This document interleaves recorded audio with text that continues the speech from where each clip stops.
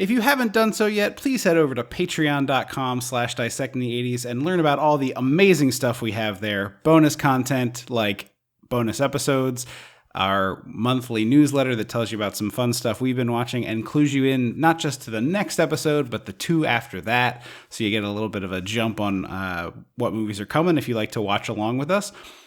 We have a $5 tier where you get those bonus episodes. You get the Bag of Soup Sentinel newsletter at the $2 tier. And once you sign up, you get everything that tier has all at once. You get an RSS feed you can drop into any podcast listening app that you like, whether that's the stock one on your phone or some fancy one that you like. You get a URL you drop in there, and you get those episodes when they get posted. Quarterly bonus episode on the $5 tier. That's 4 per year, plus the annual Christmas-mentary, which we did on the Muppets Family Christmas that was really fun this year, I think. Tons of great stuff. More than 20 hours of bonus content at the $5 tier you get instantly. So go check that out. Patreon.com/dissectingthe80s. Oh, and the original 78 episodes of this show that are now there at any tier for any amount. You pay us $1 and you download them and you delete the Patreon. We won't be sad, but we wanted to put our good audio out there. So patreon.com/dissectingthe80s. Welcome to Dissecting the 80s. I am Trip Lano, one half of the Mega Podcasting Powers. And with me, as always, is a man pretending to type away on an old school green computer, the Macho Mandrew. Andrew Lano. I'll say the note. I was going to say it later. Honestly, old green computer user interface, very confusing to me. It is, this movie especially, very confusing. Yeah, it's always just like, access mainframe. And I'm like, okay, well, hang on. Feels like there should be a few steps between A and B. So the funny thing is you're 5 years younger than me, and sometimes that 5 years feels like nothing, and sometimes that 5 years feels like an eternity, because I definitely remember using MS-DOS prompts to run games. Like, you'd have to put the disk in the drive and be like, run D:/Oregon Trail, or that's not the exact, someone out there is like, that's not how you did it. I'm sure you're right. But it was, you had to like, in MS-DOS, like tell it to execute a function and then it did it. Yeah, I don't have a strong memory of that. When I was really using the computer, it was like the icons and like you download, like you put the disc in, download it, and then you play it or whatever. Right. Although there is a Christmas video of like, or whatever. I'm gonna say you're probably 8, 9. 96 is when we got the desktop, if that's what you're referring to. Yeah, it was, and it's in our Christmas video. It's like playing some like dragon thing. Is it Dragon Slayer? I think it was actually a dinosaur thing. We had some Lion King stuff. There was like a Lion King mouse pad, and I think it was back when you would like spend money to buy a screensaver.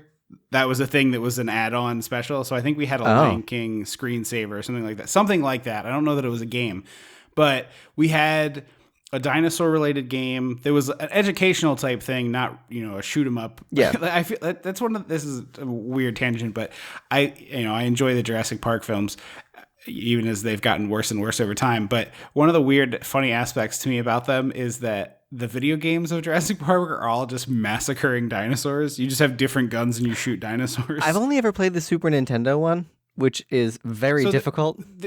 Yes, but there's I'm talking about like the arcade games. They had like the big arcade cabinet where it was like a rail shooter, and you were like in a car and it would jostle you around. I just find it so funny that Jurassic Park, the first movie, is about like the sense of awe and wonder that dinosaurs inspire, and then the game version is like kill them all, let God sort them out. Well, I want to say it's one of those like Batman situations where it's tranquilizer guns. Or freeze guns. The NES game may have been that. The video games, they have the arcade cabinet games. They are squirting blood. Huh. I mean, it's been a minute since I played one because obviously, who's been to an arcade? I mean, we go to the arcade at the boardwalk every summer. In these times?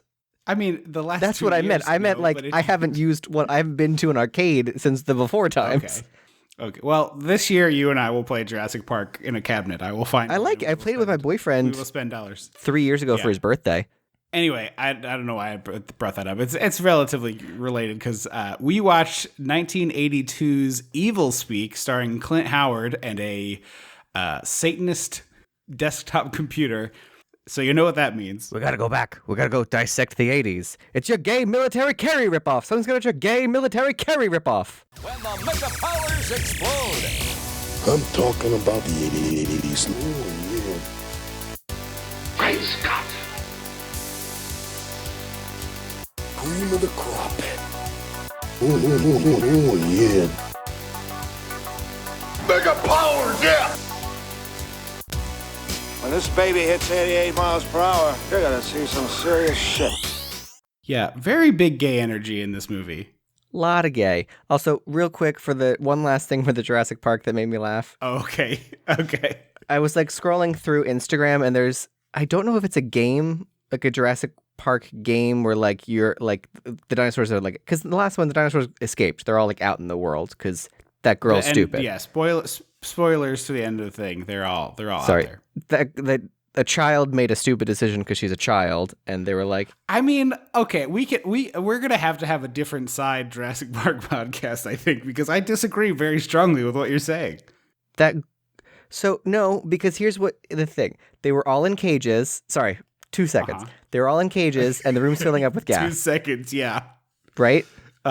What she did was open all the cages and then open the door to let them all escape, when she should have just kept them in their cages and then opened the door so that the gas escapes and they can be safely contained in cages. You're misremembering. The dinosaurs are loose at the point where she has to make this decision. Because she opened the cages. No, they opened the cages to kill the bad guys. No. She opens the cages because she says they shouldn't die in captivity. And then she says they deserve a chance like me, and she opens the door because she's stupid. My memory of this is that would not have worked in the fiction of the movie, but it's a bad movie, so I don't. It's bad, know. It's but possible. So it was like a thing, and it was like in the year of Jurassic World Dominion. Mm-hmm. Yeah, they were like, that's what it is. Yep. It's the return of Dr. Grant and Ellie Sattler. Yeah, they're all. So the caption says like, it's the return of Ellie Sattler, Dr. Grant, Ian Malcolm.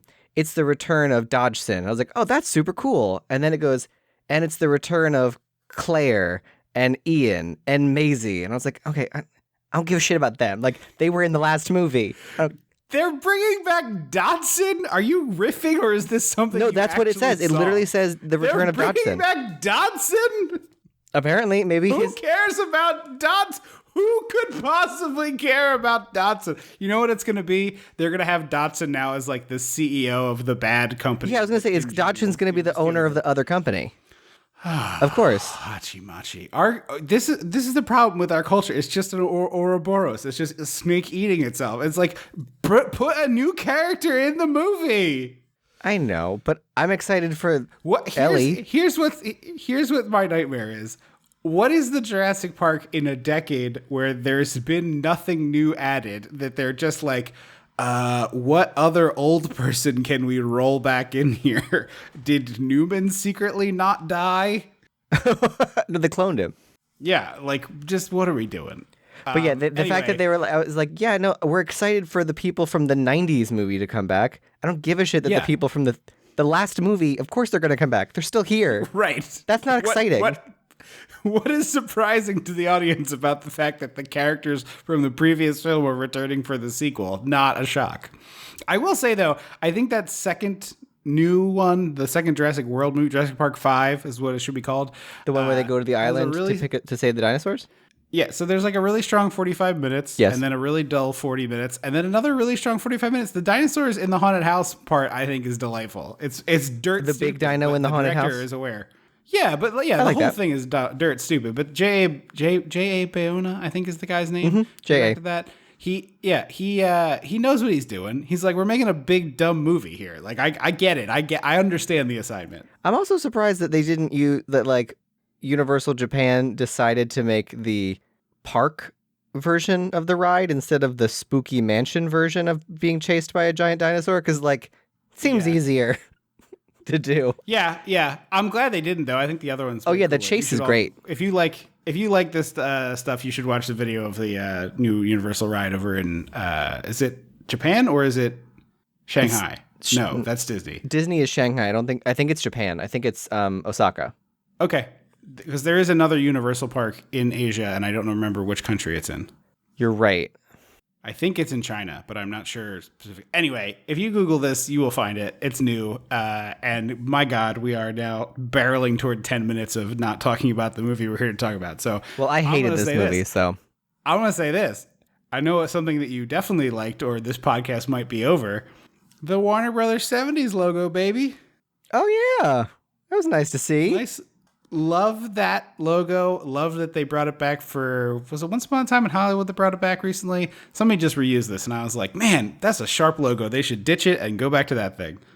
Yeah, I hate the new one they use. That's like all like edgy looking. Yeah. It's yeah. blue and silver Yeah, now. What are we doing? I feel like Warner Brothers in general has had strong logo game. This one really great, I think. The badge logo that was the Warner Brothers of our youth, I think, is a strong logo. Mm-hmm. I don't care for the silver version of the badge logo. Yeah, because it just looks like the cool, like the version that's gonna gritty reboot. It's the version that's gonna spin the chair around and sit on it backwards. Oh, you think it's the substitute teacher version of the logo? Yeah, it's the cool guy. Gotcha. Okay. And the other thing I like, you got Clint Howard first build, baby. I do that love doesn't Clint happen Howard very often. I do love Clint Howard, and it's I say this as someone who is like firmly not a 10. He has just always had a weird looking face. He is a character actor face for sure. He is. And this movie, he's 21 years old here, and he's got like very obviously the hair is going. And yeah, it's like this is my last stand, and like I'm sure he's not unaware of this. You know, apparently they made him pay for his own toupee, according to some source. Oh, really? Yeah. What a nightmare. They were going to have a bald 21-year-old or a high school senior. Is it high school? It's never really well established, but I assume it's not like most of this movie. Nothing is really well established. We start with this flashback Middle Ages sequence with Richard Mole from Night Court as this the leader of this cult. I know him from the Flintstones movie and Casper Meets Wendy. Okay. Is Casper Meets Wendy a sequel to Casper the Friendly Ghost? Yeah, it's the one with without Bill Pullman, I'm guessing, and with no Dan Aykroyd. Oh yeah, no, this is I think it's the third or fourth sequel. I'm sorry, there's 3 or 4 of those from the 90s? Really? Yeah. So there's the original Casper, OG, and then there's Casper's Spirited Beginning, where like Whipstaff Manor has to be saved from like demolition. It's supposed to be before the Christina Ricci, but that obviously doesn't make sense. And Whipstaff Manor looks completely different because the set in the first movie is beautiful. It's like the most beautiful set ever. I actually the part where they're like under the house and the roller coaster, I always confuse with Edward Scissorhands because it's such a similar design. I see that big inventor energy. And then there's Casper Meets Wendy because Wendy I think it's like Wendy the Good Little Witch or something was like another character in that canon of. Is it Archie comics? Is Casper from Archie, or is Casper just like? I have no idea. So, but Casper was like a comic book. There is a Casper comic book, yeah. And so Wendy was part of that. So they did. Oh, it was Hilary Duff. Hilary Duff plays Wendy as like her like first role. So she's like 10. She's a baby. But Kathy Moriarty does come back to play a different role in Casper Meets Wendy. She plays a witch. They bring back Kathy Moriarty as a new character? As a new character. This is nonsense. And Shelley Duvall. Well, you know, I love to see Shelley Duvall getting work. So I'm and who's that tan guy? The tan guy? Yeah, there's an actor who's like famously tan. He was like, is it? Does he kind of have like a Barry Bostwick energy about him? I don't know about Barry Bostwick. It's like George. Barry it's okay. It is George something. Everybody knows who we're talking about, or they don't care. I think we're barreling towards don't care because now we are 14 minutes into this podcast. Casper Meets Wendy is full of people that you're like, you still got work? Excuse me. What's that? Casper Meets Wendy is full of actors that you're like, you're still getting work? Okay. Oh yeah. Okay. Okay. So we got Richard Mole from Night Court and/or Casper Meets Wendy and/or the Flintstones, and he is playing Esteban, which we don't learn until later. But I'm going to do a tangent now because do you remember the Esteban infomercials from the 90s? The guitar player guy with the black hat? No. So like he's the SCD? Yes, it was like learn to play guitar with Esteban, and it was like you would get a guitar and a couple of CDs and probably a book. Maybe there was a DVD or a VHS. I don't remember all the details, but I did look up the infomercial and watch part of it. I'm gonna guess it was a my VHS memory of tape. him. He's kind of wearing like a Zorro outfit. It's like all black, and then does he have a mask? It's like no mask, but he wears dark sunglasses, so Okay. it's like the same energy, and then a dark hat with a cool silver buckle around it. He's like a cross between the character Antonio Banderas plays in Desperado as like the cool guy with a guitar case, And Antonio Banderas as Zorro. No, but I was gonna say like he's like a cross between that character, and he doesn't look a thing like Antonio Banderas, and like the really, really old drunk guy who's at the bar at 2 PM and is just like very slouched over. Like his body no longer does a vertical base. It's just always just a slump. And he's just like leans on the counter and he's benched over. But the dude plays guitar like, he's there, plucking away these beautiful guitar notes and such. But you would expect this character Esteban in the infomercial to have like a very thick accent maybe or whatever, but he speaks English like he's a dude from just I don't know anywhere, like just unaccented. You'd think his marketing people would have been like, put on an accent, make yourself exotic and fun. And it's like I don't know where this man is from, but he speaks English just perfectly with no accent whatsoever, and so he has this image of being this crusty old mariachi guy who's just like seen it all, and now he's going to teach you the secrets of guitar and like a dark version of a Disney movie, like so he's when the kid needs to play guitar at the talent show to win money to save the animal shelter, and he's the old man who's going to teach him how. You're the one on this flyer. Yeah, exactly. And he's like, oh, that was a long time ago. I don't do that anymore. And they're like, no, do it, fine. And then he picks up a guitar and it's like, it's Coco. Yeah, it's Coco, sort of Coco, but darker. Anyway, the whole Coco's movie, about all I can think of, this version that I am creating, the fiction I am writing, is darker. Coco is about life. It's a movie that features death, but is about life. I know, think I but would say very strongly. If you don't cry at Remember Me, you got a stone heart. But I'm saying that's a song about life. It's not a song about death. Okay. We could have a different rumination on the Coco, which I think is the best Pixar movie. It's excellent. While we're on the topic. Anyway, the whole time when they'd be like, Esteban, all I could think of is this like drunk mariachi. Again, I'm calling him drunk, but just like this old mariachi man. And I'm like, why is it not him? I wanted... No. But he has sort of a leathery tan skin like George whatever his name. I can't remember his last name, but I know he did a Cheez-It commercial also. Yeah. I keep wanting to say George Segal, but that's the guy from the Goldbergs. It's not him. But I know exactly who you're talking about. Yeah. Anyway, no one cares. Our mom is going to text us as she's listening to this. Yes. Like, it's George Blank! Yeah. It's going to come to me like mid-episode, I feel. But anyway, so here's the other weird thing of this intro. As we're in the Middle Ages. We're got a group of people who are doing some sort of occult thing. On a beach, which I feel like is not common for Middle Ages movies. No, nor is it like a place where I think you would do an occult ritual. I mean, if you're in the craft, you do. I guess that's true. I just feel like a cult ritual is like dark place, dark cave, basements, etc. Look, Satan's trying to switch it up. He's got a PR. Yeah. He's switching up the PR. Yeah. We're doing tapas. I get it. BYOB. It's chill. Yeah. Chill vibes only. We have a DJ on the weekends. Yeah. Ladies get in free until 10. No, he wouldn't do that. He's not that asshole. He's trying to change the image. We want it to be a good vibe. Stop second guessing me in front of others, Andrew. I'm trying to change the culture. He'd be like, if you have a hand stamp from last week, you get in for free. Like, he's cool. I don't want people in here with unwashed hands. That's disgusting. It's disgusting when we're not in a pandemic. Have you not been here since 2020? It's easy to make it last. You just hairspray it a little bit. No, I can't more strongly say no to this idea. We're not encouraging people to bring their dirty hands in here.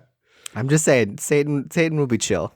Why can't ladies get in free? Why is that misogyny? I don't understand. See, we have different visions of Satan. You said chill vibes. That's what I'm going for. Yeah, no, to me, chill vibes is like, he's probably a little I high. want a lot of bachelorettes here. He's a little high. He's, I'm always high. yes, he's like chilled out and high and like, whatever. He's trying to change his image.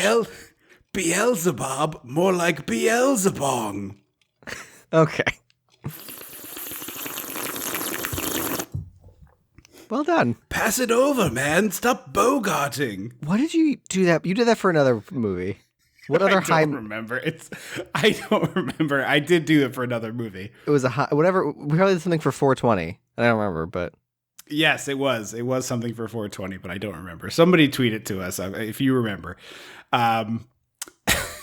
This devil character is going to need to come back. I don't. You went in a different direction than I was picturing, so it's hard to jive. I was playing in the space. I know, but it's not where I was going. I went chill vibes only. We're having tapas and BYOB. And ladies get in free until 10. Yeah, but that's not the vibe I was going for. I don't understand. I'm very confused. It just seemed like an add-on. Sometimes in improv, someone changes your thing a little and you just gotta go with it. Yeah. Okay, here's my thing though. So later in the movie, we see I have his name written down later, but the actor who played Luca Brasi in The Godfather, he plays the like cook. Oh, really? Mm-hmm. Oh. And, he's like, he's the only two nice people to Clint Howard in this movie. Yes. May your first dinner be a filling dinner is kind of his energy here. Yeah. But I swear I saw him as one of the acolytes on the beach here. I mean, you might have. It wouldn't shock me that they were like, to stretch their budget, they were like, hey, stand in the back and put this hood on. Well, I thought it was going to be that he was one of them and he is immortal, but he's like trying to atone for his ways. And so he's like a nice person who's working here. Would have been a far more interesting film.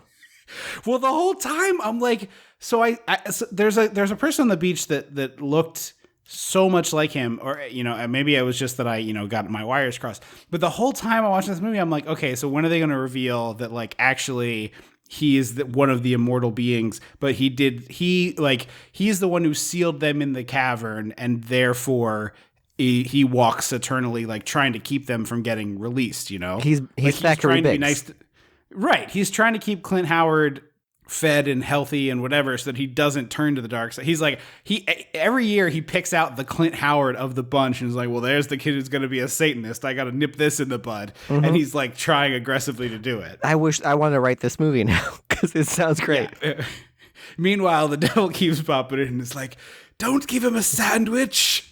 I'm trying to think who I would want to. I feel like I would want Danny DeVito to play this character.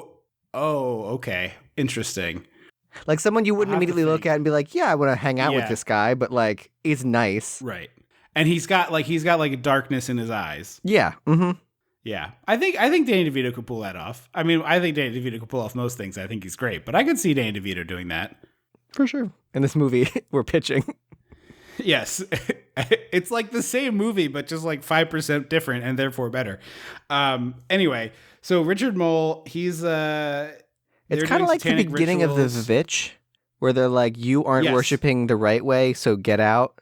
Yeah, yeah. And so they show him, they have this woman just needlessly take her top off, and then they chop her head off with a sword. But it's really great because they, like, the way that you should do this is you have the prop sword, you put it on the actor's shoulder, and then you whip it away in the wrong direction. So you can reverse the footage. Reverse.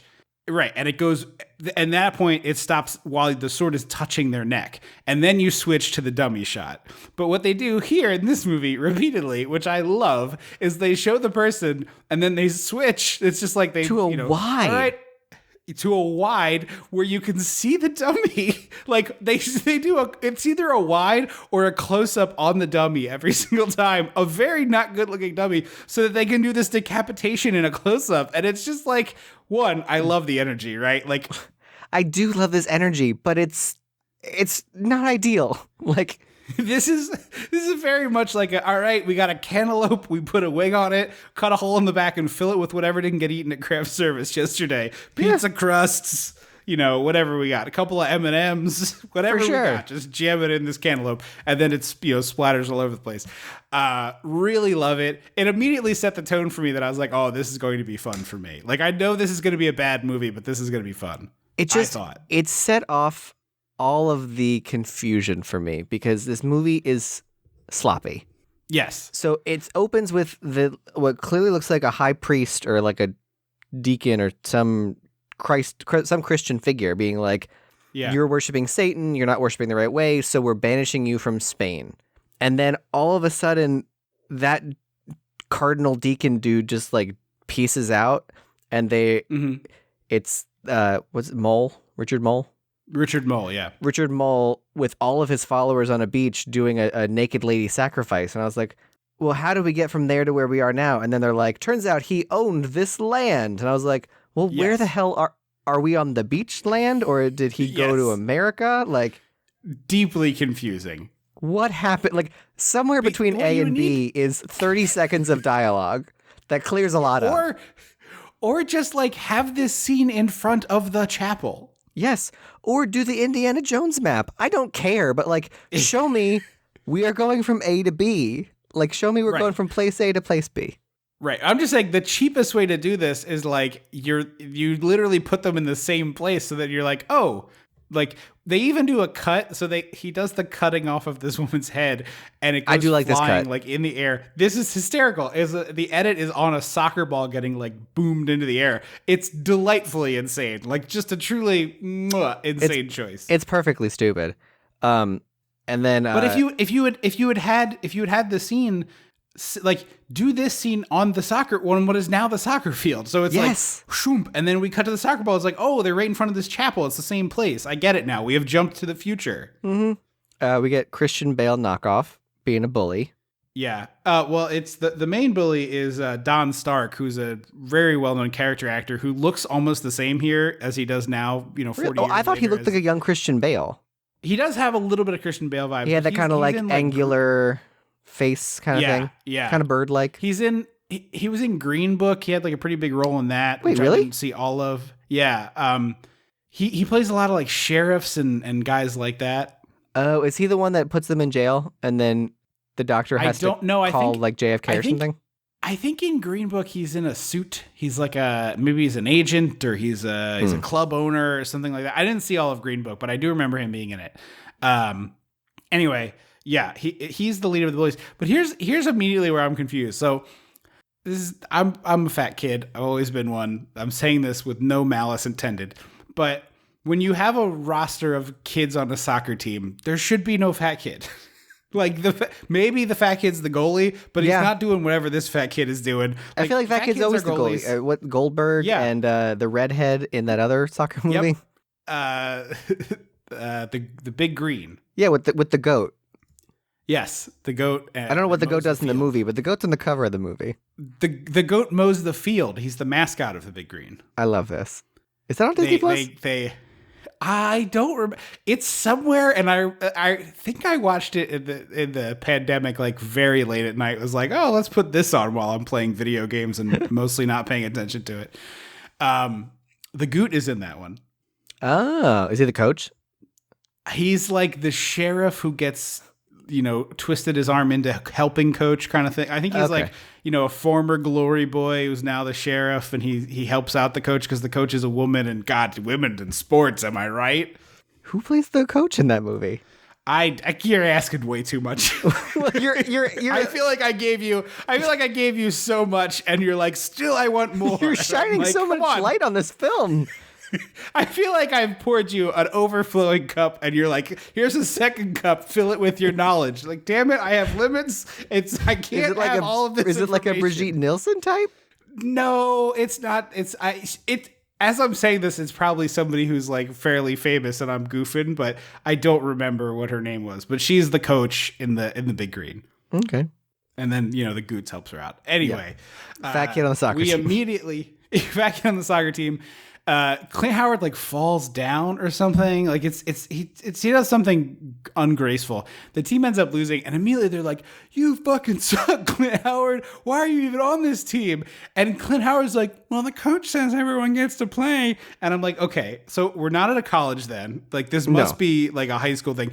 And we're at a military high school, I guess. Yeah, like a prep school, but like.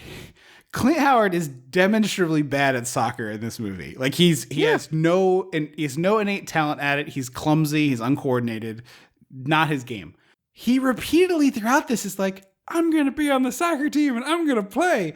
We have no idea why. Like, was this like his parents' dying wish that like be good at soccer, boy? We should have gotten this shot, the shot of like he has a photo of his dad playing soccer. And it's like one of the few photos he has. Perfect. And then it's like, okay, sure, whatever. Yeah. Because like we don't ever see him train at soccer. We don't get a montage of him like kicking the balls that are all lined up or whatever. Like, I don't get it. That's what my problem with this movie is. I don't get it. Like, when I think I do get it, they kick me in the back of the knees and spit on me. I thought you would like this next part though, because right after the game, we got to take a shower. We got a lot of boy butts. A lot of boy butts, which is nice. Yeah. We also get what looked like. So I didn't realize we were at a military college, a military high school, because nothing in this movie is clear. So when people are leaving the bleachers, there's men in khaki with red armbands, and I was like, "Yes, whoa, what are we doing?" Yeah, fully thought I was like, is it casual Nazis? Yeah, like. When are we? No, I totally get it. There's also a weird moment. I was like, is this the 30s?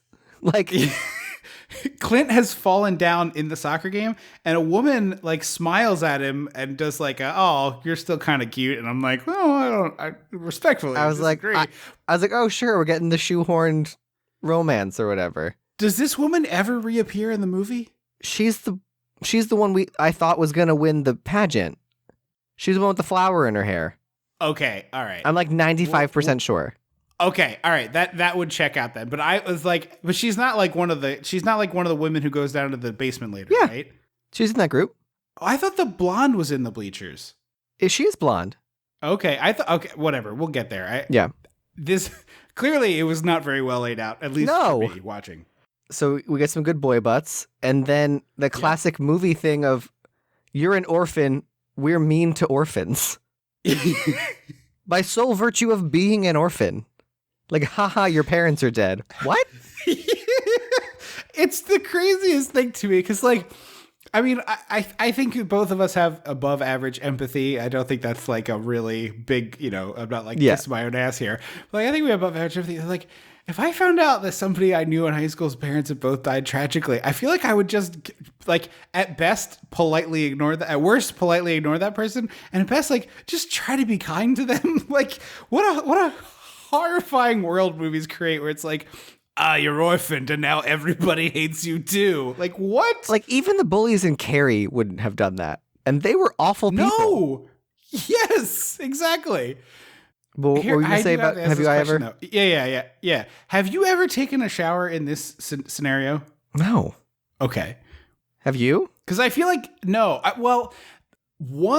used to work at a company that had gyms, and so therefore I had like free membership to their gyms. One of the gyms did have this kind of locker room setup, and I hated it, and I just avoided it because like when I was in high school, I played football, and then I would like finish football practice, drive home, and take a shower at my own house because like that's vastly preferable to me. You're what, 15 minutes away, 20 minutes away, whatever.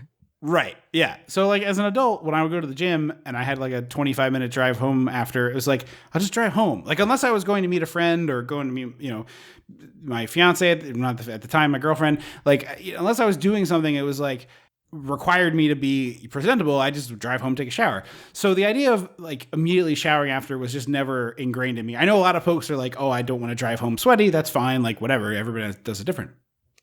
But the one gym that had that, I would just avoid going to that one because I was like, I don't want to be naked in a big room. Like it's like I'm obviously I'm not like 1000% body confident as a person, but like even as someone who is like, I'm fine. Like I take my shirt off at the beach. I'm not the Adonis of the beach. I get this. I don't care. I take my shirt off, but like, I don't want to be in there naked. And I've brought this up with other friends.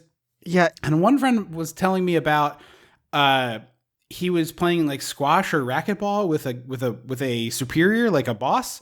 And then they showered afterwards and they were like talking business in the same shower. And I was just like, there's just no way. No. Like, I'm the beginning, sorry. The beginning of that shower went burner. Like, yeah, exactly. If I'm going into a large shower with no dividers, I know what I'm getting into. And it's not a shower. Yes. Like, yeah. Come on. Yeah. And then the other one that they do in movies a lot is like a pillar with like 4 shower heads on each. So everyone has to look at each other. Yes, exactly. Or at least you're all facing inward. It's just like, good grief, what is this? Yeah, no, thank you. So because yeah, I feel like in high school, it's been they had curtains. They had curtains. Because it was like 6 stalls or something. They were like tucked in the back. No one ever used it after gym class. I mean, I only ever took one gym class in high school. So I actually more than once would do a quick rinse in those things because I'd be all sweaty and I'd be like, you know what? I'm just gonna do a quick rinse, and then I would towel off with like a small towel, and then Did they just have towels there? Or did you bring your own towel? No, I put one in my gym locker. So it was it was probably not the most hygienic towel anyone ever had, but yeah. Because I'm a sweaty person, and I would be very sweaty after gym. And I actually one time like they were like, is someone using the showers after gym? And I was like, I did. And they're like, don't do that. And I was like, I mean, why? Like, what? I'm not late for class. Like, what does it matter? And they were like, you're not allowed to use those. And I was like, yeah, all right. I'm going to But you were on the football team. No. I'm not talking about football. I'm talking about gym class. I know, but like, what? You're also on the football team. Like, were you not allowed to use it then either? Like, were they just for show? No, we didn't use those locker rooms. We didn't use those locker rooms for football. We had like sports locker rooms. You did?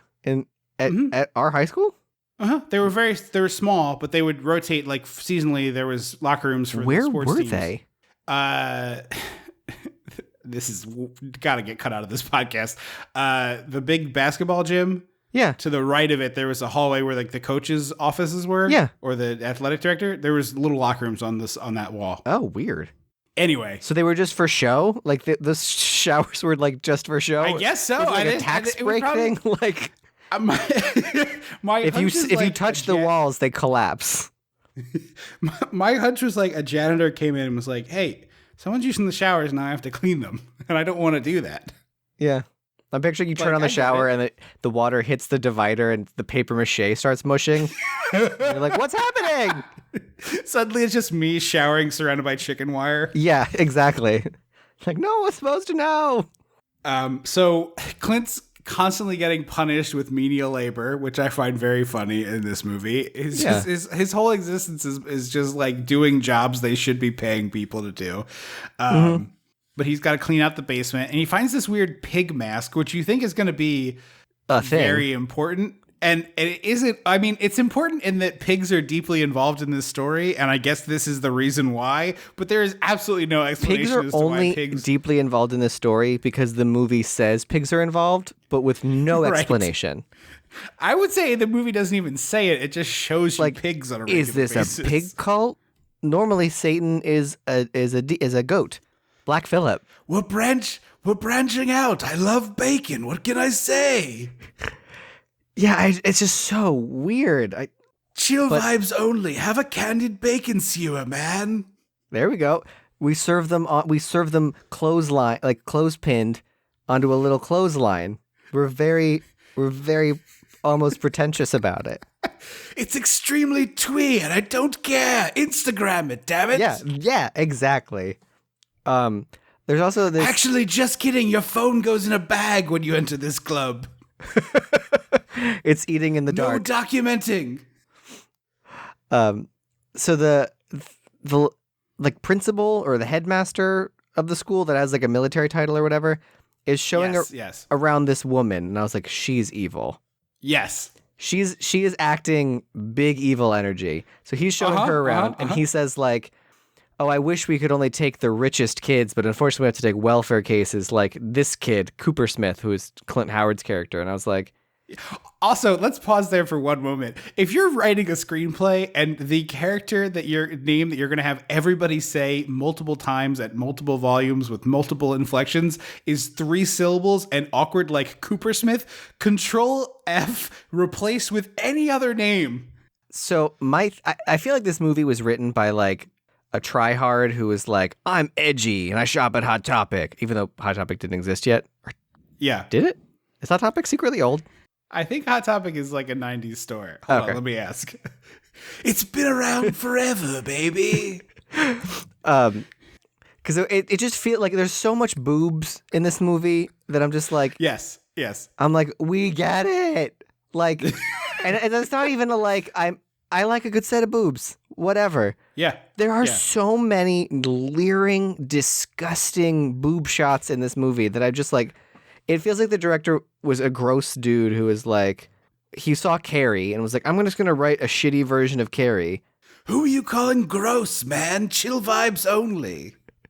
What is that voice? That voice sounds like someone. It's me doing a bad impression of another impression somebody else did or somebody else's bit. I don't know. I've probably done it before. I'm like, I know that voice, whatever. So he's talking to this woman. He's like, I wish it's kind of like Donald Pleasance with the bad guy turned up on it. No, that's not what I was going for. Okay. It'll come to me. But he's like, I wish we could only take rich kids. And I'm like, you think rich people are sending their children into the military? I'm pretty sure I'm pretty sure that they have that money so that they don't have to do that. Like, well, in this movie they are though, because Don Stark is a senator's kid. So here's the thing. This is what confused me, because then we meet the military reverend, which is just like all of my nightmares. Jesus Christ. Yeah. Yeah. And she's like, I've always been very interested in the chapel. Would you give me a tour? And I was like, oh, evil. Got it. Yeah, of course. Mm-hmm. Gives her a tour or whatever. And then we find out that she's the bully's mom and her husband is a senator. And I was like, so is she supernatural evil or just like white lady evil? Turns out neither, because she leaves the movie. She just hops in that car and see you later, bud. I was like, she might as well have had like a cat in her arms that she pet, and a big hat that like covered half of her face. Like, what were we doing, making her look so evil, and then have her just be like, bye? It's completely incomprehensible to me. It's like, because I for sure was like, oh, she's gonna be evil, and like she's trying to find the devil book so that she can do something. Like her husband, it's The Omen. She's gonna try and get her husband to be president or whatever. President, yeah, it's like right there. It's like you're already ripping off other movies left and right. It's like just put that in there. Who cares? But no, instead, not at all. And so the chapel looks like a normal like small town chapel, like where someone from your high school would get married. It's just like a plain white room with the pews. It's very unassuming. J-Man up front in his normal pose. Yeah. And then the basement, for some unknown reason, is a spooky haunted house walkthrough of a castle. It's a medieval castle. It's literally a medieval castle. And a 30-second line of like our renovations 5 years ago updated. Like it used to look like this. Like, show me a big picture of a medieval castle chapel and be like, unfortunately, we had to replace it, but the foundation stayed the same. Blah blah blah blah blah blah. That's why Clint Howard is down there. Yeah, exactly. And not for nothing, like the medieval chapel would have looked way cooler. Of course. I mean, obviously you can't afford to shoot in that. Like this movie was shot for potatoes. Well, they do a lot of destruction eventually, so it makes me think that they did build some sets. Well, apparently the church, I didn't read it, I skimmed. Apparently the church burned down a few days after they finished shooting, so I don't know if it was like, you can do whatever you want to it, because we're going to demolish it. Usually you don't demolish things by burning. That's usually like an uncontrolled thing. So my hunch is some idiot involved with this production left a wire in a puddle and it caused a fire. Yeah, that's probably accurate. But yeah, you go from this like normal white drywall chapel to like smoke machines and castle brick and castle stone. Yeah. Is there a word for that stone? I also like a stone wall? Flagstone, is that right? Maybe. I don't know. There is a word of it, I'm certain. Do I know it? Definitely not. The other part I really like, Clint Howard is in the basement, and he's cleaning up. They make Clint Howard do a bunch of actual like labor as part of the acting, which I found kind of funny. Like the box he's moving, either Clint Howard is a better actor than even we give him credit for, or this is just a heavy ass box he's dragging around. Honestly, I would not be mad if we found out in like 10 years, Clint Howard has a like dramatic star turn where he plays like the old man who like helps the family or something. And you're like, you've been acting this whole... You could have acted this whole time? The whole time? The whole time? Here it is. I got it for you. Clint Howard in our movie about Evilspeak 2, he is they say at the end, they're like, he will return. He is our guy who is helping the kid. Okay. I'm here for this. But anyway, he like finds this chamber and it's clearly been like a bricked up area. And so he immediately starts tearing the bricks down and like wandering through. Which like, buddy, that's destruction of property, my dude. Yeah. Also, like, who knows what's back there? Like, it could collapse on your head. Also spiders. Rats. Who knows what else? But, you know, there's the Satan chamber is all bricked up and he, you know, breaks it open. And then he has a dream where he's back in there and there's like a fetus in a jar that starts bobbing up and down. So it looks like those shitty like grow toys. And I use the word toy loosely. Where you you put a dinosaur in water. Really play with it after. And it gets big. And like if you take it out, it will shrink after a couple hours, I think. Yeah. Oh, and it was also like a weird kind of slimy texture. It was squishy. Yeah. But the other effect is very cool because the other thing I was thinking is like, you know, those like bad aquariums you can buy that are like plastic fish and there's like a small vent that just like makes them move around in there. Yeah. That's what this thing looks like, except it's a human fetus just bobbing in the jar. But there is a cool effect where he like goes, you know, he runs away from the fetus jar and he hits the wall and then an arm comes through and grabs him. It looks pretty dope. I thought it was well done. Yeah, but I was confused because like, why isn't he screaming? And then he was dreaming.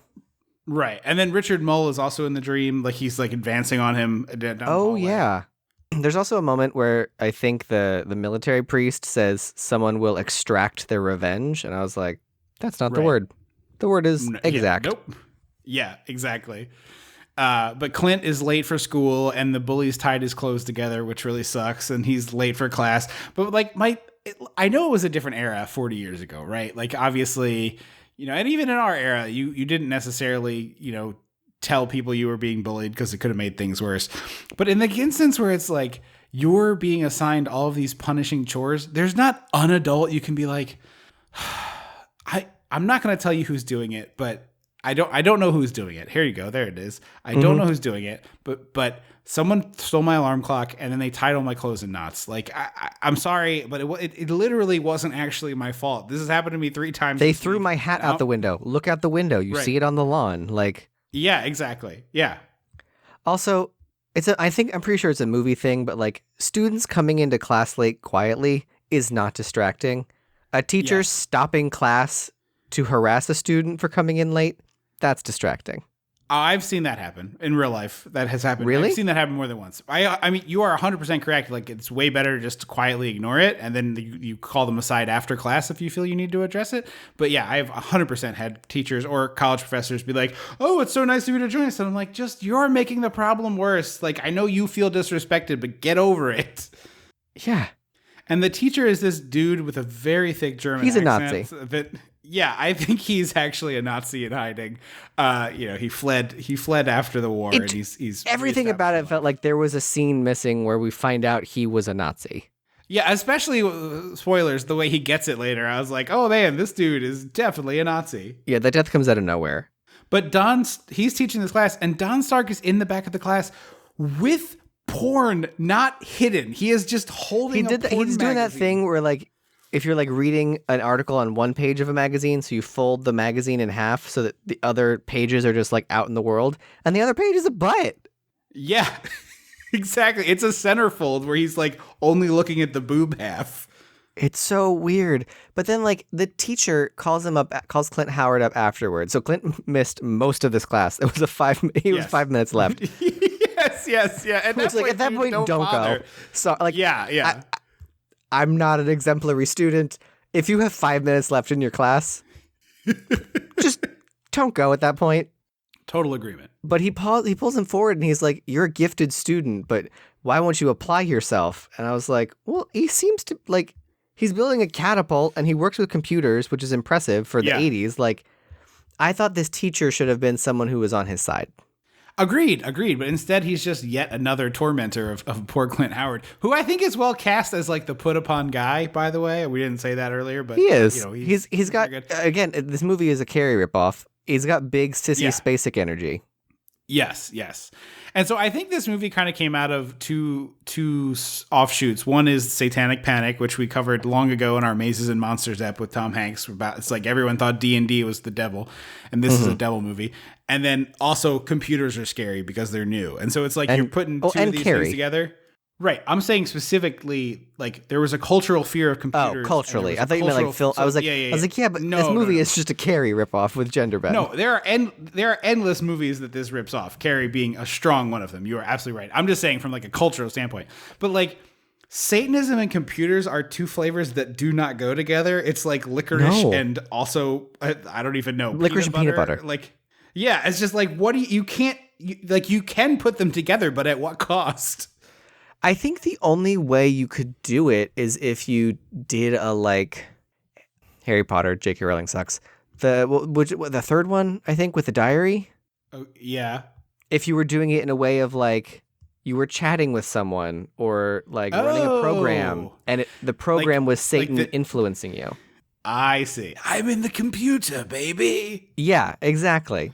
Like, I think that is the only way you could effectively do Satan and computers, where it is not this movie, because this movie's stupid. Yeah. But yeah, so I think that's the only way to do it in a way that's like a subtle influence that like changes you, because I think that's more engaging in this sense. Mm-hmm. Because for this, he finds a book that's like got a big, it's basically got the fucking Wolfman medallion on the cover. Oh, it does, yeah. And he starts like it's full of like, it's an ancient looking book, and he starts like writing and underlining stuff in pencil, and I was like, yes, no, buddy, don't do that. And also, it's a Satan book, man. It's that in Latin. Satan book aside. But he starts transcribing it in there, and I know some of you are probably driving your cars while you're listening to this, but if you can safely do so, remove one hand from the wheel and just wiggle your fingers in the air. That is how Clint Howard is typing. Yeah, I mean, it's among the worst fake typing I've ever seen. Well, it's like how people drive in movies with that constant wheel wiggle. Yeah, wiggle waggle, yeah. But the worst of it is like they keep showing his hands. At one point, there's like an overhead of the hands, and you can see Clint Howard's not even touching the keys. Like, stop showing this to me. Yeah, this movie's not good. So he translates the book from Latin, and it's. I think the computer is translating the book. I think he's typing the Latin into the computer, and the computer's translating. Okay. That's what I mean. Okay. And so this is another example of how the movie should have been better, because it's literally this guy's diary where he's like, I will return, Satan is my magic, blah, blah, blah, blah, blah, blah, blah. Yes. And I was like, we needed a passage of like, Satan's power gave me Satan's magic gave me the power to destroy my enemies. The church that excommunicated me lies in flames. Like, something to say that I did this for Satan. I called him. He gave me magic powers that dealt with my bullies. Because we don't have any of that. And all of a sudden, Clint Howard is like, well, I'm going to call Satan. And I'm like, why? Yeah. Why? Are you going to get your parents back? Are you getting vengeance? Nothing about what you've read so far implies that Satan will do anything for you. Right. The book needs to say, like, Satan's power enabled me to enact my vengeance, or whatever it is. That's exactly the explanation we're looking for here. Yeah.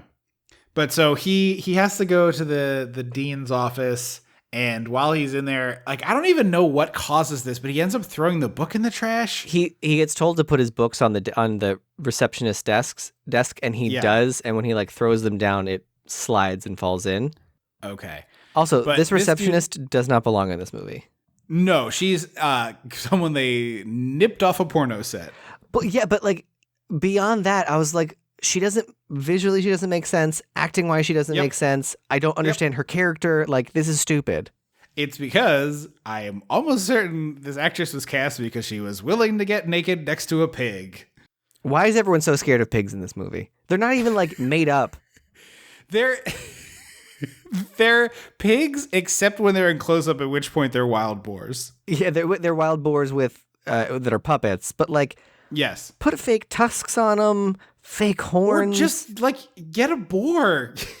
Well, I mean, I'm sure pigs are easier and cheaper to get, but like because you can just go to a farm. I mean, I presumably I don't know. I like wild boars are dangerous because they're like feral animals. I assume that people grow boar for various uses. I don't know. Maybe I'm crazy. Maybe a pig might do the same thing. But it's just like, I'm like, these are just normal and kind of cute pigs. Like, Yeah. do something to them. Yeah. Put a hat on it. so- I don't care. I don't know. That would be so weird. Put a little Kangol hat on. I don't care. What are they, Samuel L. Jackson impersonators? Kangol hat? I don't know.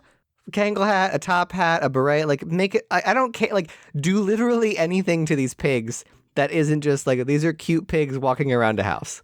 Here's my beef. Why on earth does this military academy have a bunch of pigs? Horses? Yeah, I get that, right? That has a logical reason to be on this campus. The kids are learning to ride horses for military reasons or just for recreation. Why are there pigs? I don't know. The pigs make no sense. But he's in there, Clint's in there slopping out their tank. And like, and this is another part where they're just like, hey, Clint, do a bunch of manual labor for real for the movie. He's like scrubbing the mud out of their water pail and stuff, or their water trough. And then the secretary, who really we should just call her a secretary because that's what her purpose is in this movie. She's trying to pick the medallion off. To what end, we don't know. But I had the idea that she wanted to make pretty. she wanted to make it a necklace or something. Well, I thought she was evil again. I was like, oh, she's a Satanist and she's going to do something. But no. There's also an interesting wrinkle. She gets the thing off, she puts it into a necklace, and when she puts it on, she becomes the book. She becomes the book? Yeah. Like in Ash vs. Evil Dead, where the dude, like the writing springs out all over him, and it's like really painful and crazy. Oh. Wait. Oh, Ash. No, I don't know what you're talking. I haven't seen Ash vs. Evil Dead.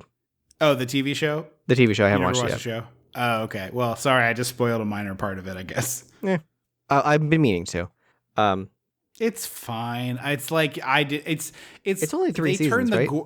But they turn the gore dial to 100, and it's like just not my. It's like not my Ash, not my. Like this is not my thing.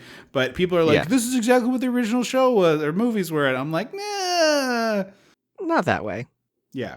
She's trying to pry it off, and I was like, is she evil? No, I don't know. There's also this great shot of she has ceramic pigs on her desk, and there's one that's like looking to the right, like it's like looking at the book, and the shot makes it look like this ceramic pig is like side-eyeing this Satan book. Yes, it does. Yeah, Like, what are you doing, girl? But as she's doing this, the pigs are freaking out around Clint, and then they start like charging him. and I'm like, if you're trying to get to her, get to her. But then later we find out, spoiler alert, the book can teleport whenever it fucking wants. So like, Yeah. why was this a plot point? Right. I thought it was like the book wants her to like mess with it to create something to happen, and it doesn't do that at all. No. Oh, we also missed that the headmaster spanked him and called him boy. I was literally about to get to that. It's like we glossed over a caning, which is funny because military headmaster canes bad boy is a different Google search of mine. Gross. Oh, come on. That's a funny joke. It's a good joke. I thought I plussed it up a little. I thought I added a little cherry on top. Oh, so Clint falls in the mud and he gets away from the pigs, and then he goes back to his room and he's like carrying his shoes through the dorm because he doesn't want to make a mess, which is like smart because you'd be the one who has to clean it up. Yeah, but also too late, janitor buddy. here. Yeah. But then they're like, all right, it's just like the Hogwarts thing. They're like, all right, everyone can go to town. Yeah. Anyone who's an orphan can't go. Yes. It's like, why is this part of it? That part of that story drives me insane. We rewatch the movies a fair bit. My fiance really enjoys them, and we put them on like she's having trouble falling asleep or something. It's like a familiar movie to watch. Did you watch the special? We watched like half of it, and it's like everybody's kissing everybody's ass in a way that's just like way too goddamn much. It's like, no, you didn't know that you were making something special on the first day of filming, and you did not feel this way about the children. You're full of shit. Like, you're lying. You are lying. Okay. You are lying to America right now, or the world. And then honestly, the best part of it is when the dude who plays Draco and Emma Watson like reunite, and you're like, oh, they fucked. Like, those two have like a thing here.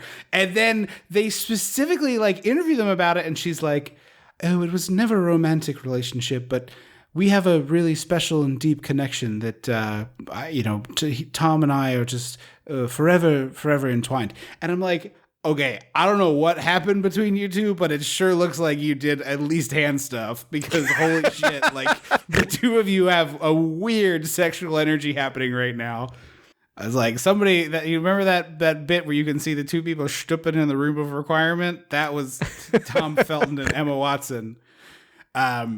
But yeah, it's like, it's fine. The funniest part about it is because everyone thinks J.K. Rowling's a turd now. She's in it for like, in the first hour anyway, she's in it for like a cumulative 45 seconds, and it's stock footage from that thing you can do in London where you can visit the actual sets as like a walkthrough attraction. Yeah. It's like her going like, when I first saw the way they made Gringotts, I was just blown away by the detail and the tile and the marble. It was absolutely incredible. And it's like cut, and then they talk to somebody else about it. It's like very clearly the contractually obligated minimum they must do.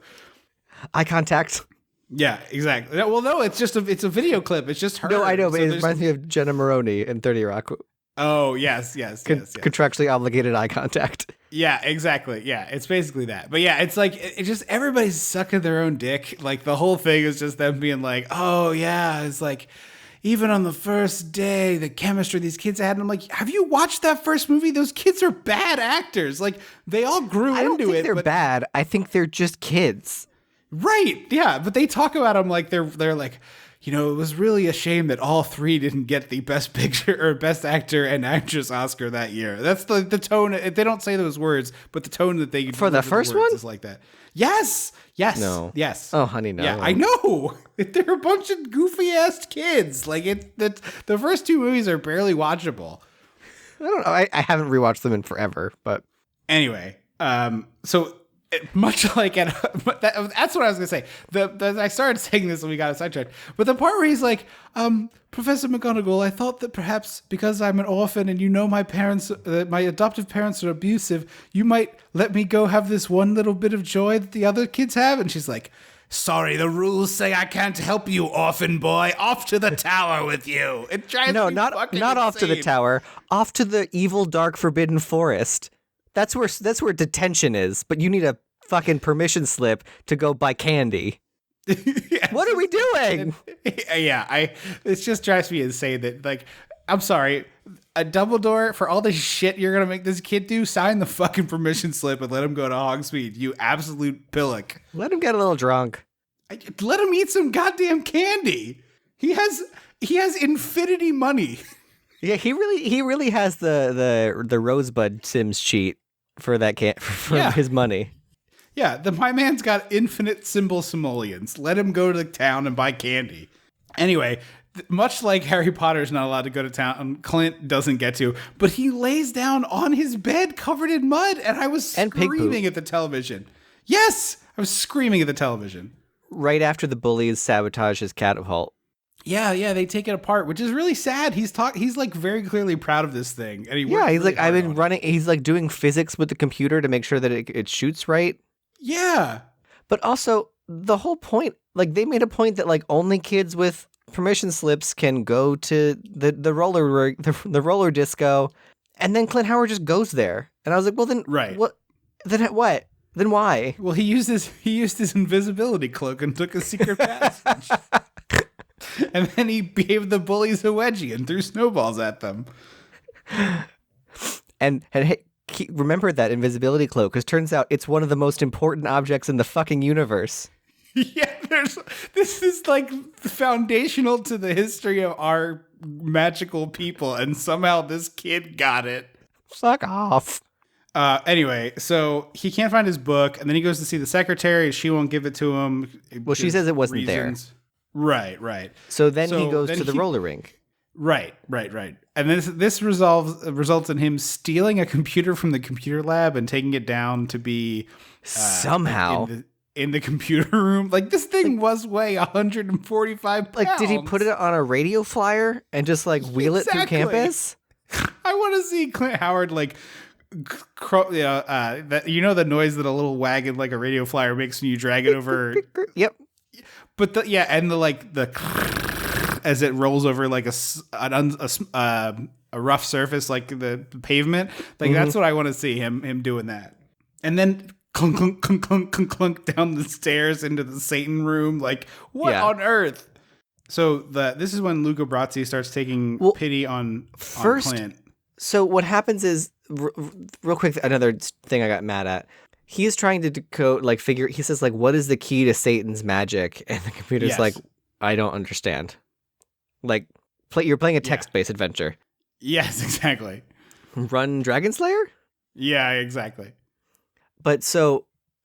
I think Dragon's Lair is the name of the game you're thinking of, by the way. Or, wait, is Dragon Slayer the one in Big? Maybe it is. Maybe I'm confused. I think Dragon Slayer is the one in Big, because Dragon's Lair is the arcade, the cabinet game. Yeah. So the teacher is like, hey, other kids have signed out the lab. You have to, your time is up. And so Clint sees that he's typed like Satan's magic or whatever, and he turns off the computer and then walks away. And I was like, that didn't clear your browser history, buddy. Like, yeah. You need to turn the computer off, pal. And then the screen turns back on, and I was like, oh, Satan? And then we just see a computer in the like Satan witchy chamber, and I was like, well, again, what was between A and B? Like, I thought we were going to get someone, baby. I thought someone was going to discover this, and it was going to be a thing. Right. The movie sets up so many things and never even like waves hands at paying them off. It's bonkers. Yeah. And this is like, so he leaves and they're like, oh, the cafeteria is closing. Better get in there and get something to eat before you get there. Before it's he also tried to do a Satan summoning ritual without all the ingredients, which like, buddy, come on. This isn't mid-pandemic cooking, buddy. You're not just like, I'll just figure it out with what's in my cabinet. What do I have? Mustard and capers? I don't know. You're not taking the foam from your cannellini beans and whipping it to make an egg white like substance. This isn't what's happening. So he starts cooking him a steak, and it's like, how do you like your steak? And he's like, whatever that is, which I really liked. Which is the ultimate like, I don't have social skills answer. Yeah. But also the chef is cooking him a steak and being nice to him and pulling him into the back room, and he's shirtless and sweaty. Yes. And I was like, at least he's also incredibly. It looks like he's shirtless behind an apron, like he's like some fucking pinup. But he's gonna turn around and like look over his shoulder and be like, ooh. There's gonna be like a flower handprint on his butt. But he's also the actor is incredibly sunburnt, as if like he went to the beach the day before and was like, oh shit, I fell asleep. Yeah. He looks like John Candy in Summer Rental. Oh, he does. But I thought he was gonna like try and molest Clint Howard. Oh, really? I didn't get that at all. I thought it was gonna be sleepaway camp. Nice to him. Oh, I was like, is he being nice to him? It was because he was shirtless and sweaty and like drinking and like, come to the back room and I'll show you something. I was like, right. I was like, I don't know what's happening. And then we see puppies and we get a puppy metaphor. Yeah. And Clint takes the run to the litter and then takes him down to his lair. And at this point, I'm like, oh, wait, there was something about a blood sacrifice. Is Clint going to kill a dog? That would be a dark turn for this movie. I was like, no, we can't do that. So he performs the ritual. It doesn't work. And then a bunch of people in masks swarm out and attack him, which at first I was like, oh, maybe the ritual worked. And then I was like, no, wait, this is Don Stark and the Idiot Boys. Well, so he does the ritual and then we start hearing like kind of noises. Yeah. And I was like, oh, it's the old man who lives in the basement, which we didn't talk about. There's an old drunk man who lives in the basement. And they call him the Sergeant, which is very bizarre. Like that must have been his title at one point. Right, but like, why is he not wearing a dress uniform then, or any uniform? And why is he allowed around children? Right. He seems like a real creep. So I thought the fake out was going to be it was just Sergeant sleeping. Oh, right. The big snores or whatever. But instead the fake out is the bullies. Yeah. So we're halfway through this movie, and I was like, there's no Satan. Yeah. And so they knock him out and run away, and Clint Howard, like, wakes up and goes, it worked. And I was like, yes. What? What worked? How? How did you take this way? Also, Don Stark is like, he's fine. He's just knocked out. And I was like, that means he's got a brain injury, man. Like, he's not okay. Well, in movie world, knocked out means you're fine because Batman doesn't kill anybody. He just leaves them unconscious for an hour, which or more. You're losing a lot of motor function. Let's just say that. Batman leaves people unable to feed themselves. Yeah. Like death might be better in some of the people and some of the victims that Batman deals with. At this point, we get the first amazing computer graphic attack, which I really loved. So this is where I'm fucking confused because Clint does the thing. He does the ritual and the computer changes from saying data incomplete to a like Satan LLC logo. Yes. And what do you think? I've been working on it. It's like if graphic Satan were design is my Cyberdyne. passion. Like this is like when you go into to Satanyne for the corporate tour. This is the spinning logo on all the monitors, and so like it just is that the like text is gone, the incomplete is gone. I was like, oh, he did the sacrifice, whatever. And then this happens where Clint knocks a bunch of shit over, and the Sarge comes in. Also, this is where the music fucking changes. Okay. It sounds like fucking Murder, She Wrote. It's crazy. It's a straight up like Looney Tunes, like Scooby-Doo. Yeah, it's great. It's just this scene. It's like whoever they hired. It's from here to the rest of the movie. We get stupid xylophones popping in and out. Well, it's really egregious in this scene. I thought it was okay throughout most of the movie, but this scene is bonkers. Yeah. But so the Sarge is like, you lied to me. You stole my crowbar. And I was like, well, why did you still have it, Clint Howard? You should have given that back. Like, you didn't need it. Yeah. But he's like, you lied to me about this room. You have a puppy in here. He goes to break the puppy's neck. Yes. Also, where is this dog pooping? Is that little hovel, a little hutch it's in, just full of turds? Full of poop. And then he's like, then he keeps calling Clint Howard a cocksucker. And he grabs him and he says, I'm going to turn a little boy into a little girl. And I was like, oh. Whoa. What? How? What? Yes.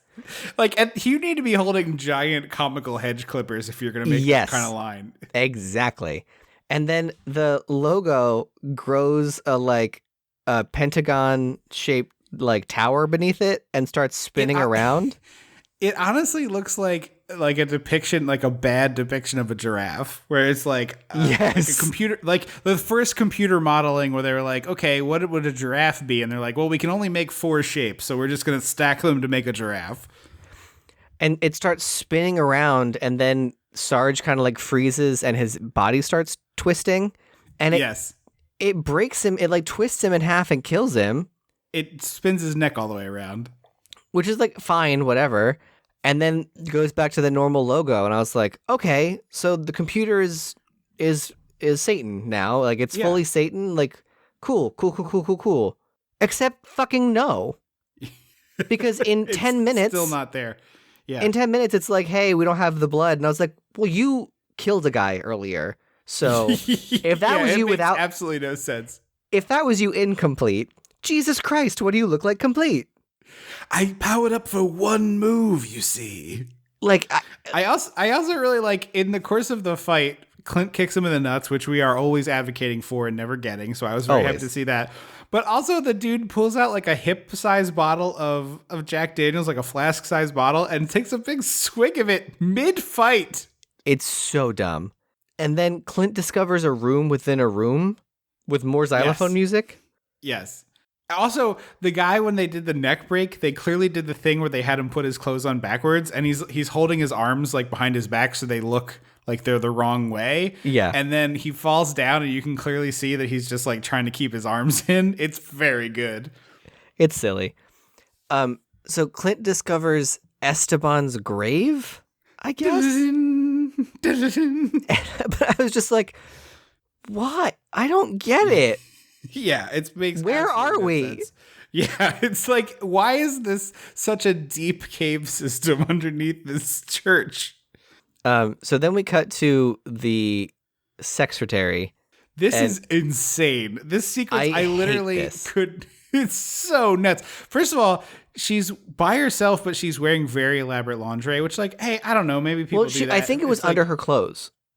Right. They're like, maybe she does that, right? Like, maybe that's something she does for her. She doesn't need to do it for a partner, whatever. But I feel like most people put on lingerie when they're going to be with a partner who will see Well, it. I think it was a practical garter belt. Like, I think it was around her waist. I think it Okay. like actually was like clipped to It's her stockings.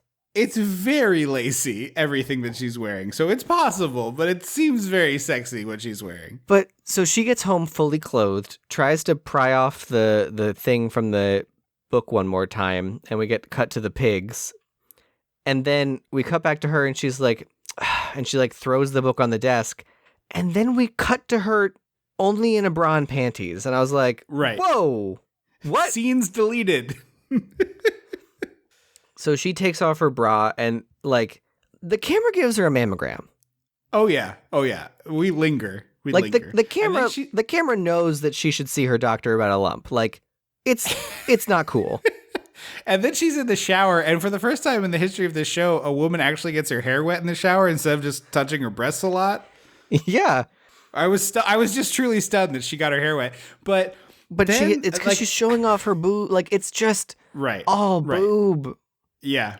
And then the pigs are going nuts as she's like stripping down, and then as she gets her hair wet, the pigs burst into the bathroom, and I like. This scene is so insane. I don't know that we're going to adequately describe It's so what happens here. stupid. Because we go from 3 very cute pigs, as you said before, to the puppet, which is perhaps a person in a suit. It's No, hard you know to what tell. it looks like?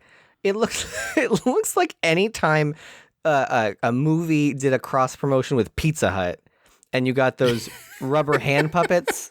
Yeah. Where it's like Yeah. the mouth doesn't actually clearly go. It's just like a hinge. There's no rubber. It's just a rubber hinge, and it's all like warping stupid. Oh my god! So she gets chased back into her shower by the pigs, tackled and eaten. And I was like, okay, I know pigs will eat literally everything. Like yeah. that's a way people get rid of bodies. But like, huh? But it's crazier than that because so she gets like tackled into the bathtub and there's a pig that she's like very clearly like pretending she's got to pretend this pig is trying to kill her. And I couldn't tell if it was it can't be the actual pig. That doesn't seem safe. So it's got to be the person in the suit. But then they cut away and they cut back and the pigs are doing like a zombie movie where they like rip someone's guts out. The pig is like pulling a big strip of flesh. I literally yelled, "Holy shit!" And then my fiance was like, "What's wrong?" And I was like, "Nothing. I just reacted very strongly to this stupid movie." It was so weird. It was so intensely gory. There's 2 scenes of intense gore, and this is the first one. And it was just like, whoa, I guess that's what we're doing here. So the book And then- disappears as you And then the book allude to. teleports away, and I was like, Right. if you could do that the whole time, why was this an issue? I took it as like the computer was powering up, like it was like first it got enough power to break the neck, but then it was like low on juice, but it had enough to get the book back. But it's all my own headcanon nonsense. Yeah.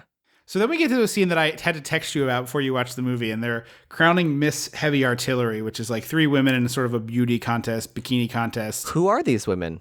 We have no idea. Do they They're go not here? introduced. Clearly not, because there's no women at the school. But the Clint Howard's friend, who was we did not mention up until The this only point, black he's man? like the only black guy in the movie, and he's also kind of barely in it. But he was on, I want to say, Good Times, or he was on a sitcom from the 70s.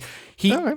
Do you remember Dickie Roberts, former child star, the movie we watched a bunch of times when we were both young idiots? I remember that the movie exists, but I do not remember anything specific beyond Brendan Fraser's in it.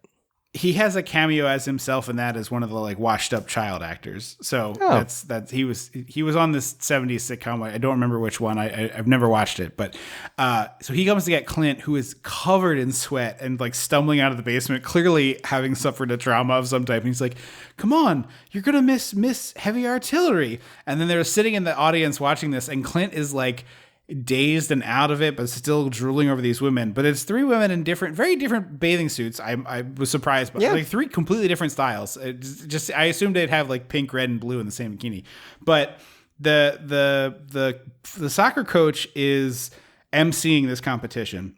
And he's like, all right, how about Sandra? How about Angela? How about Darla? I made up these names, but the movie doesn't care about these women either, so who cares? Woman 1, woman 2, woman 3, and they have the men cheer, and then they award the prize. Who did you think was going to win before he announces the prize? Woman 1, 2, the third one with the flower in her hair. Okay, because she gets this uproarious reaction. Like it's like friggin' Andre the Giant strolled out of a tunnel unexpectedly. People are like, "Yeah, woo!" And then they're like, "Okay," and the winner is number 2. And I was like, "What? You did not do this right." From a movie standpoint, girl number 3 was the only one whose hair she had. So all the girls had kind of just down whatever hair. Hers was kind of back off her face and had a flower in it. So I was like, oh, she's different. They put 2 seconds worth of extra time on her. She's the important one. Right. No JK. No. Also, I was like, yeah, blue bathing suit totally didn't win that cheer off. Right. And then, so the girl who we thought was going to win is behind the bleachers smoking a joint with maybe the first contestant. I think it's the other contestant. I don't know where any of these women came from. Right. We have no idea. I'm sure they have names, but I don't think the movie says them more than one time. No. And so Clint Howard goes up to her and he's like, I really thought you should have won. And she rolls her eyes at him. And he's like, no, I mean it. And she's like, wow, you really mean that? And he's like, yeah. And I was like, okay. This is where the movie starts to feel like there was no script and they're improvising. Yes. This, the next 20 minutes is really rough, where it's just this doesn't feel like dialogue. It feels like two actors being told to go talk to each other. And it doesn't make any sense. So the bullies show up and they're like, you're smoking a joint. You can't play soccer or whatever. Yeah. Yeah.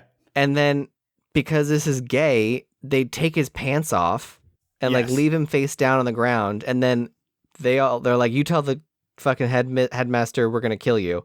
And then they leave, and I thought the girl that he was talking to was going to, help him up. Because that's definitely what the movie was building to. Hey, I'm really sorry that happened, or, they're jerks or something. No, she walks by, glances down at him, and then walks off with the bullies. Yes. After saying, leave him alone.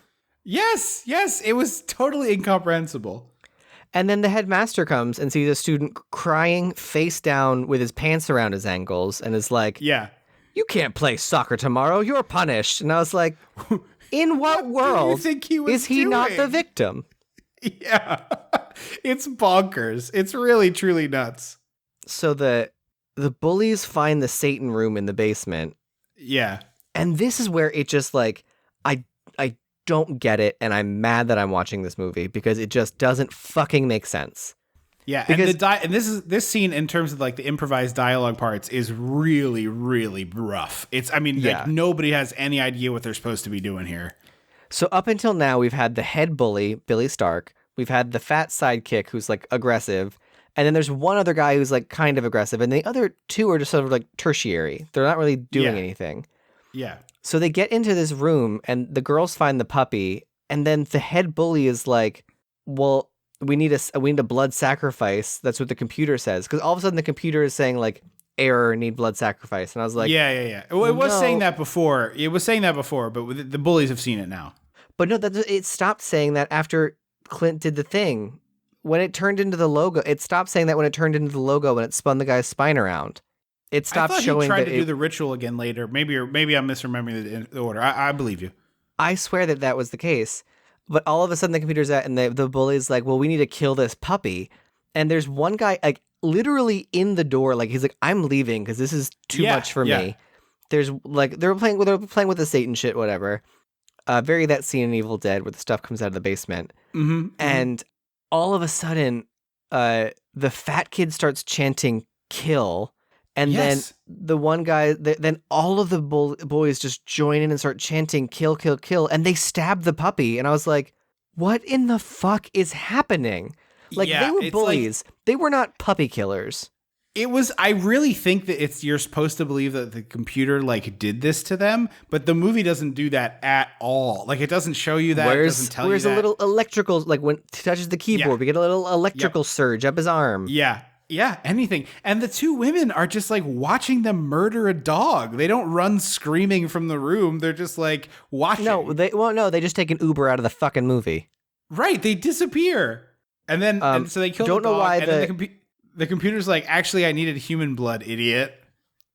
And I was like, well, then why did you... Clint Howard was already, like, doing shit. Right, like, we didn't need this. Yeah. You should have stopped them from killing the puppy. Like, I don't get it. It doesn't make any fucking sense.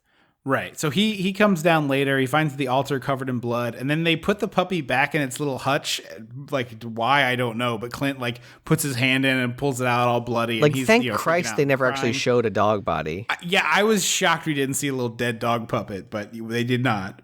And then there's some Dragon's Lair, not Dragon Slayer, Dragon's Lair ass graphics that they slightly change here as Esteban's coffin like catches on fire. Yes. But then the coffin like flames to life.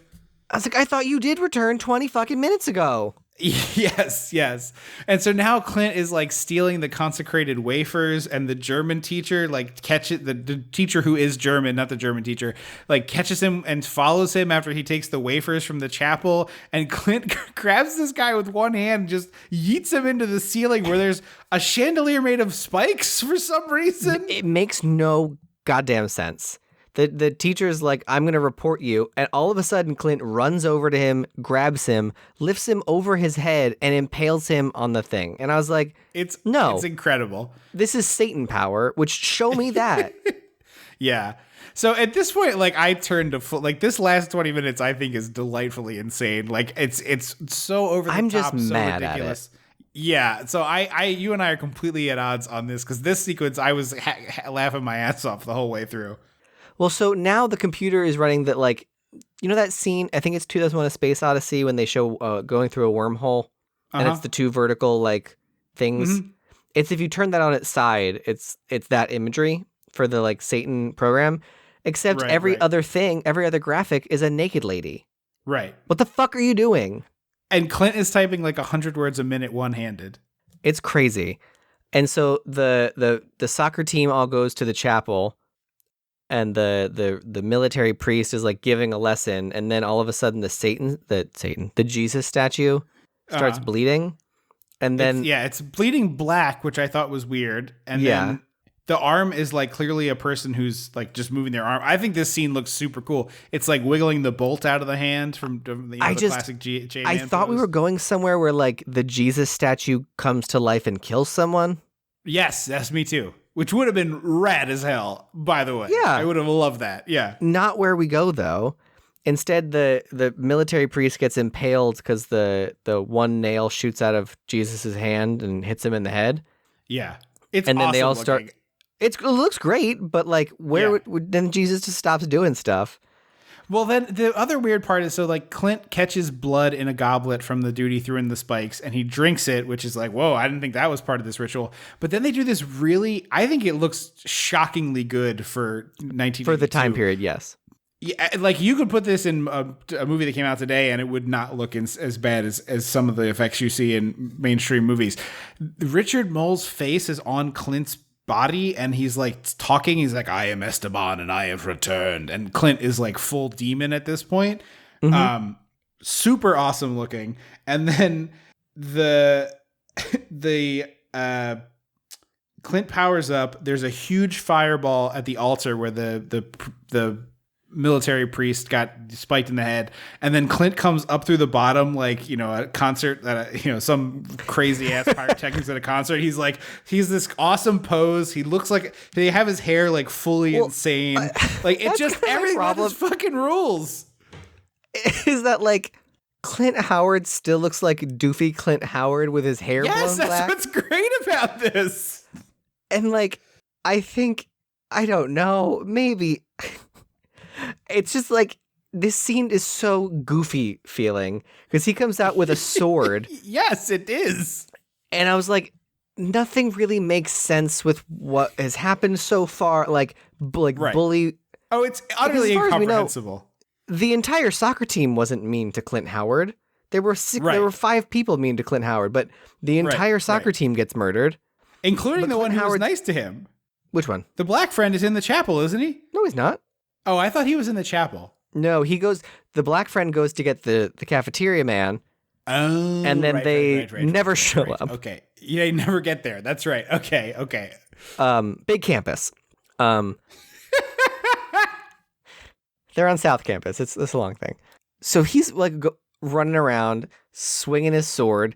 A bunch of pigs come up out of the floor. Yep. And the pigs attack the fat kid and like tear him to Which, like, shreds. okay, I'll give you the pig attacks the fat kid. That one makes sense. Yeah. Whatever. But just like everyone's getting their heads chopped off, and then And the best part is Clint is on wires and he's doing this like his legs are back, like he's kind of in the shape of a J. His body, his legs to torso. He's like if he was sideways. Heels. Yeah, if you were looking at him sideways, his heels are kicked up to his butt. But he's facing the audience, and so he's like clearly in like whatever the most comfortable position is to be while you're on wires, because he's got his kind of arms out. He's holding this sword, and then in like half of the scenes, you can just see the big wire. Like there's no effort to hide it. It's just a big ass wire. No. And there's Clint Howard flying all over this fucking church, cutting heads off. I can't. It's just so insane. It's so delightful. My problem to is me. like it's so dumb and unearned. Yes, it is. It is. It's absolutely those things. That's why I loved it so much. I was like, if you're going to be bad, be entertaining. And this is so entertaining to me, where he's just like, he floats over, knocks a head right off a body, and then just like moves to the next guy. One dude he cuts in twain. He cleaves him in twain. Like He does chop the head in half. Through the head to the nuts. He just like whunk and cuts this guy in half. Oh man, I was laughing my ass off. It's so ridiculous. But then the head bully gets away and runs to the basement where Yes, yeah. he's like, his shirt is ripped open, and I was like, yay. Yes. And then he like he goes to the room within a room in the chamber, and Sarge has come back to life. Yes. And then Sarge kills him, and I was like, well, what the fucking fuck? Like, well, there's also a great scene where he's hiding and he leans against a door, and then the pig bursts through the door like Jack Nicholson in The Shining. Like, here, it does. oinky. I did like that. And it's And clearly it's this a like puppet. squishy rubber face. Yes, and it's like biting at the door and biting him. That's how his shirt gets ripped, because this pig bites it. I was howling. I was like tears running down my face laughing at this final sequence. I could not believe that Clint Howard doesn't kill the head bully. Like, Yeah, what it was a insanity is bummer. that? Yeah, it really was a bummer. So they all die, and then we get this like stupid, Clint Howard was the only survivor of the massacre at the accident at the church. He's now in an insane asylum. Also, there's one more. There's one bully who like sticks his head through what looks like a window frame with no window in it, and he like pops up and he's like, "Ah!" and he gets dragged back, and then he pops back out again and he's like, "Ah!" and then he pulls back, and then I was like, okay, rule of threes. What's the third thing going to be? The third thing is just a loose arm falls down from where it happened. Yeah. It's so stupid. But yeah, the fact that it just suddenly stops mid, I was like, wow, there's not much time left in this movie. What's going to happen? Oh, it just ends. They're like, we're out of film. Cut. We're done. Yeah. And like the bones of this are fine. It's Carrie. The bones of this are Carrie. Yeah. You can rewrite this script and make it half decent. I'm honestly appalled that there aren't like 3 shitty direct-to-DVD sequels to this that came out, in the intervening 80s. Like it's utterly incomprehensible that didn't happen to me. Yeah. But like this is the movie that they should remake. Like yeah, give for the sure. shitty ones make the shitty ones good and leave the good ones fine. Yeah. No, I mean, the idea of like Satan in a computer is inherently ridiculous, but so is like a Satan movie to me as a non-Christian person. Like, so yeah, I'm all in for this. But honestly, like I would be fine if we got Evilspeak 2 with like current day 75-year-old or whatever he is, Clint Howard as a running around maniac. I'm in for this nonsense. Give it to me. Big heaping plate over here. I mean, his knees might not be. Well, we can use body doubles and stuff. Let the pigs do most of the work. Just don't forget to call me, baby. Damn it, that's not going to come to me. Yeah, I would recommend this. It's a bad movie. This is like the parts where this movie is bad, it's like really hard to watch. It's very slow, but there's like, to me, just enough good stuff that gets you to that final 20 minutes, which I think is delightful. Like just totally off the rails nonsense, cocaine 80s insanity. I like this a lot. Yeah. And it's okay if you hated it. You don't have to. I really didn't like it. Yeah. I just like the sheer insanity of this really carried me through, and it was like exactly what I wanted out of a Clint Howard-led horror movie. It was like just totally, just everything's insane. Every choice is the craziest choice you could make. The movie is bad, and Andrew is right, but I liked the parts of this. I personally liked so much that it's like a delight to me. Is one of the few times we've differed on a final recommend or not recommend. I feel like you're a hard no on this guy. I'm a hard no. Like, it's short, but it's just so not good.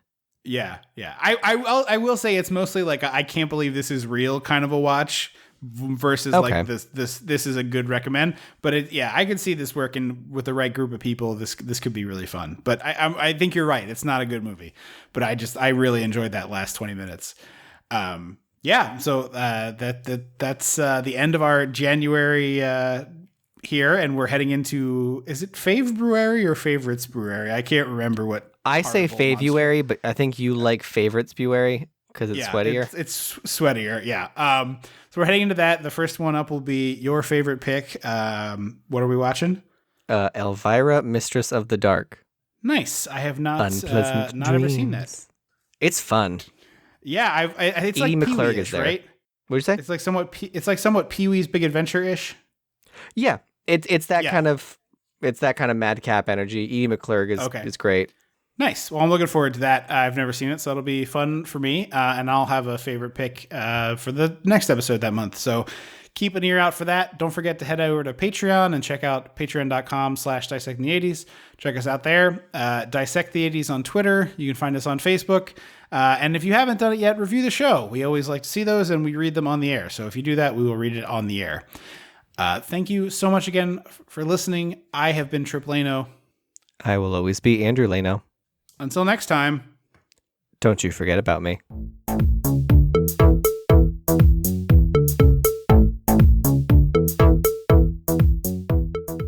Dissecting the 80s is a Chum Some of This production.